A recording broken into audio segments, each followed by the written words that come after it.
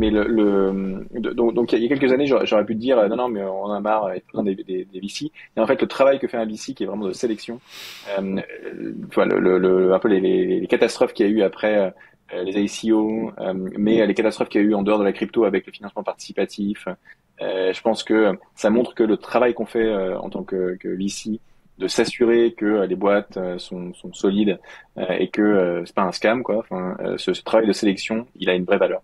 J'ai l'impression que Et ce le travail, fait, il est moins fait en crypto quand même. Parce que alors, enfin, je sais pas s'il est moins fait ou si il est fait avec moins de conscience pour le retail d'une certaine manière. Parce qu'en fait, enfin, je sais pas comment t'expliquer. On a quand même des projets, genre ils sont au tout début, ils ont des gros financements, c'est des grosses daubes, et on se retrouve avec des tokenomics où on dump sur le retail et au final les VC se gavent. C'est un truc. On a tout à fait. l'impression qu'il a jamais eu une vocation d'aboutir. Enfin, en fait, en tout cas, c'est une sensation qu'on peut avoir en tant que Ouais. particulier. Moi, je peux l'avoir. Bon, après, moi, Mm. j'essaie pas de me battre contre le marché. Je m'adapte, j'essaye de comprendre qui investit où. J'essaye de faire mes propres recherches sur ces projets-là. Mais je pense que c'est le sentiment qui peut se dégager. Qu'est-ce que toi, tu Bien penses sûr. de ça?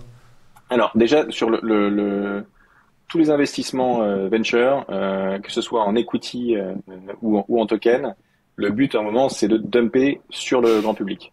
Alors dumper sur le grand public, ça veut dire que l'acheteur in fine de tous les investissements que je fais, utiliser la chaîne de financement, c'est sur l'equity, c'est un marché public, c'est-à-dire la bourse, quoi. Et Listé. la bourse, voilà, listée sur un marché public, que ce soit Euronext, Nasdaq et voilà, tout. exactement. Et ça, c'est le grand public. Enfin, c'est-à-dire, c'est un marché auquel tout le monde a accès. Et donc, que ce soit de l'equity ou que ce soit du token, de toute façon, au bout d'un moment, tu vas aller sur un marché public et dumper sur le public. La question, c'est comment ce dump se fait. Et effectivement, je pense qu'il y a des exemples qui sont plus ou moins bons en fonction. Mais comme dans l'equity, hein, c'est-à-dire que les mecs qui ont acheté du WeWork là sur l'ICO, enfin sur l'IPO, il y a 3 ou 4 ans, je veux dire, aujourd'hui, ils sont pas très contents, quoi. Puis en plus, on n'est pas impossible qu'il y ait un dépôt de bilan dans les mois qui viennent. Donc définitivement, ça c'était, enfin, WeWork Rect. c'est un shitcoin, quoi. Rect. Ce que le problème du token, et c'est un peu le problème qu'il y avait avec l'ICO, c'était qu'on arrivait beaucoup trop tôt, quoi. T'arrivais Ça avant arrive même que trop vite au retail. Ouais, on n'a pas voilà, ça passé allait trop cette vite. étape. Ouais. Exactement. Et ce qu'on voit aujourd'hui, c'est un peu la même chose. Toujours ça, même si tu vois, on a fait un investissement dans Morpho par exemple en token, et eux, ça fait un an qu'ils build. Enfin, ça fait déjà un an qu'ils build avant qu'on rentre, et ça fait encore un an qu'ils build. Ils ont une tokenomics où ils distribuent du token, mais ils ont bloqué les transferts, ce qui fait que le token ne peut pas être encore listé. Avec cette idée de, tu peux le farmer aujourd'hui, mais tu peux pas le vendre. Pourquoi? Parce que justement, on va essayer d'éviter qu'il y ait du C'était dump. comme si t'étais vesté au final. Ouais. Alors c'est comme TVST, mais c'est même pire que ça, c'est qu'il n'y a pas encore de prix de marché du tout, quoi.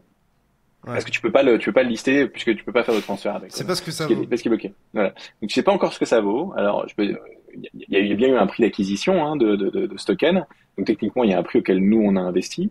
Mais ça étant dit, aujourd'hui il n'y a pas de prix de marché et donc il n'y a pas de dump possible. Toute la question qui se pose aujourd'hui, hein, c'est à quel moment est-ce que tu listes le token pour Morpho? Alors, il y a en plus des lock-ups. On a des lock-ups sur 5 ans. Donc, même si le token était listé, on pourrait pas tout vendre. On a des montants qui sont déloqués au fur et à mesure du temps.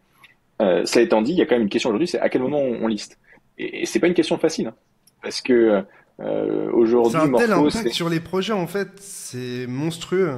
tout à fait. Et aujourd'hui, Morpho, c'est quand même 500 millions de TVL, quoi. C'est un énorme projet crypto. Et Paul te dira, je suis pas sûr qu'il faut qu'on lise tout de suite, quoi. C'est encore un peu trop tôt. Pourtant, c'est déjà un très beau succès, quoi. Mm, mm. Et donc la question de à quel moment tu listes, c'est effectivement une question compliquée. J'ai pas la réponse. Et oui, je pense qu'il y a des situations abusives. Il y a des fonds qui en ont abusé. Et en même temps, j'ai envie de te dire, si tu regardes la plupart des IPO qui ont été faites en equity il y a 2 ans, tu vois, où les gens où il y a des boîtes qui ont listé leur part. Tu vois, Coinbase, par exemple, il s'est listé il y a 2 ans, à 100 dollars, je sais plus ce que c'était, mais c'était quelque chose Même comme plus. 200 dollars. Ouais, 250 $ la part, quoi, quelque chose 250, comme ça. 280, un truc comme ça. Voilà. Aujourd'hui, on en est à 70. Ouais. Et pourtant, Coinbase, c'est une super boîte. Si on peut pas dire enfin, ça faisait des années qu'ils buildaient. on peut pas dire qu'ils ont dumpé sur, tu vois, que les VC ont dumpé sur le grand public. Après, valo de bull market, valo de bear market, quoi. C'est aussi. Et puis il y a aussi l'emballement de l'IPO. Enfin, tu sais ce qui se passe quand il y a un listing, quand on liste, le token est listé d'abord. Tout de suite, ton token il part au plafond, puis ça retombe. En fait, Donc, le truc, c'est que le particulier est pas forcément éduqué et fait pas forcément ses devoirs. Et face à ça, on a des VC qui, essayent de tirer des profits de ça, en fait. Tout simplement, de cet arbitrage de connaissances et d'accès à l'investissement d'une certaine alors, manière. les VC, encore une fois, t'as un Tu peux gros me stack. reprendre, Hein. hein, Non, mais ce que je veux dire, j'essaie de réfléchir à vote. les VC en général, quand tu arrives au listing, tu as un gros stack. Hein. Tu as beaucoup de tokens. Et la liquidité que tu as à ce moment-là où tu as des prix de fou furieux, en général, t'as pas beaucoup de liquidité pour pouvoir le vendre. Donc de toute façon, même si tu vends des tokens à un prix super élevé et que tu vas vendre, je sais pas, 2, 3, 4, 5% de ton stack, t'as encore 95%, donc tu veux pas qu'il tombe à zéro non plus, quoi. Sinon, c'est une perte sèche. Et donc, il y a quand même ce côté un peu difficile on va prendre un petit peu enfin, on va vendre un peu aussi parce Parce que le que fait ça de fait vendre 2, 3. 5%, ça impacte aussi la valeur, enfin le prix que peut avoir les autres 95%. Absolument. C'est-à-dire que à chaque fois, encore une fois que ce soit en equity ou en token, hein, tout le temps, à chaque fois qu'on vend, à chaque fois qu'on réfléchit à sortir nos parts, et ça reste notre but hein, d'un fonds, c'est de vendre toutes nos participations. Un fonds d'investissement, ça dure De 10 faire des ans. Hein, profits. c'est de faire des plus-values. Et un fonds d'investissement, ça dure 10 ans. C'est-à-dire que moi, au bout de 10 ans, il faut que j'ai revendu toutes les participations dans lesquelles j'ai investi.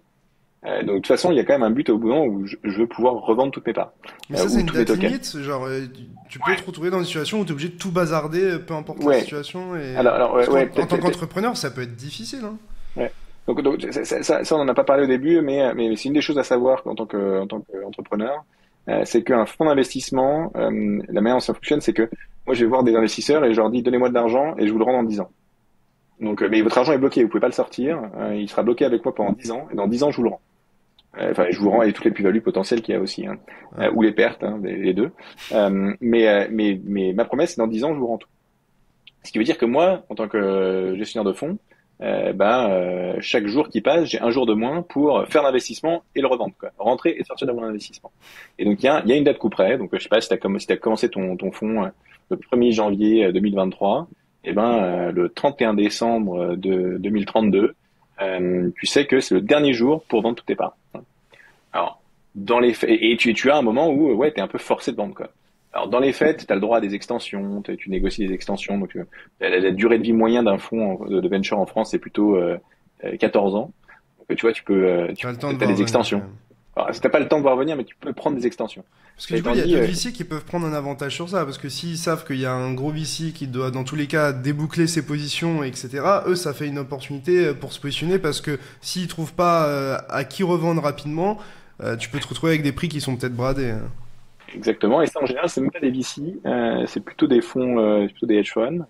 Et d'autant plus, et ce que tu dis est d'autant plus vrai, hein, t'as un bon, t'as un très bonne réflexion parce que au-delà du fait que je sois pressé par le temps et pressé par mes LP, j'ai même des clauses en général qui sont inscrites qui disent que si tu as une opportunité d'achat au bout des 10 Tu ans, peux pas la si on refuser donne, d'une si, certaine si on manière. donne une extension, alors tu peux la refuser, mais si jamais le prix de sortie se faisait plus C'est toi bas, qui paye. c'est toi qui paierais la différence. Voilà. Et donc, Ok. à un moment, tu vois, je sais pas, t'as une boîte qui est valorisée t'as des parts à 100, et t'as un mec qui dit, je te donne, je te les achète maintenant pour 50. Et là, t'as le choix. C'est, alors, est-ce que je prends 50, même si je sais que c'est une grosse décote, ou est-ce que je prends le risque que si jamais je devais revendre dans 2 ans à 40 parce que les choses se passent mal, quoi, c'est moi qui dois bouffer le Ou tu trouves différentiel même pas entre 50 et d'acheteur. 10. Parce qu'au final, tu peux te retrouver à payer 50. Bon, ça Voilà, reste très peu, je voilà. pense. Mais... Ou que tu ne trouves pas d'acheteur et que ça t'a mis à zéro. Voilà. Donc, t'as bien compris. Et il y a effectivement des gens qui profitent de cette situation.